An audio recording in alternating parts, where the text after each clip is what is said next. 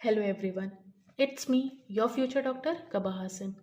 तो अक्सर एक बेबी पैदा होता है, न्यू बॉर्न बेबी पैदा होता है, तो वो रोता है पैदा होते के साथ। अगर ना रोए तो उसे रुलाया जाता है। मैं भी रोई हूँ, आप भी रोते हैं।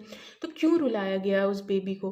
उस बेबी को इसलिए रुलाया जाता है, अगर ना रोए तो कहा जाता है कि बेबी में कुछ डिफॉल्ट है, मीन्स बेबी में कुछ प्रॉब्लम आया है, उसे रुलाना ज़रूरी है। तो क्यों रुला रहे हैं भाई बेबी को? इसके पीछे काफ़ी सारे रीजंस है। पहला रीज़न होता है उसका इन्वायरमेंट चेंज होता है। एक बेबी का क्या इन्वायरमेंट चेंज हो रहा है? बेबी हमारा जब मदर के वोम में है, मतलब बेबी जब एक ममा के पेट में होता है, तो उसे एक एक्वस लाइक, मतलब वाटरी लाइक, वाटर पानी की तरह एक इन्वायरमेंट में वो रहता है एक बेबी। और जैसे वो बाहर के इन्वायरमेंट में आता है उसका एटमोसफेयर चेंज होता है।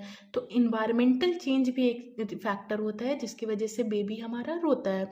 मैं भी रोई हूँ, आप भी रोते हैं, यही एक फैक्टर है।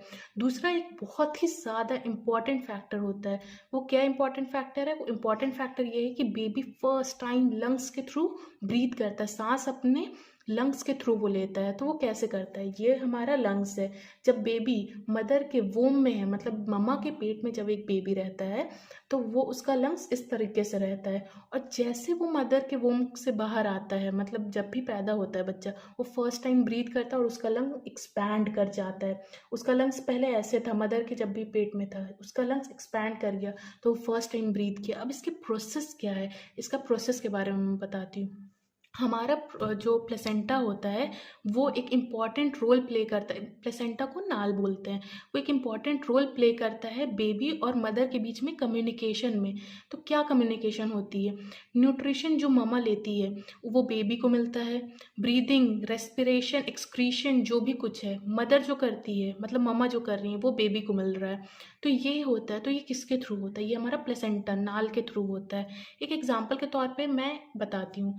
जैसे ये हमारा प्लेसेंटा हो गया, ये हमारा प्लेसेंटा हो गया, ये हमारा एम्ब्लिकन कॉर्ड हो गया। बेबी में एम्ब्लिकन कॉर्ड, इसे हम नॉर्मल लैंग्वेज में भी कॉर्ड बोलते हैं। ये हमारा एम्ब्लिकन कॉर्ड हो गया।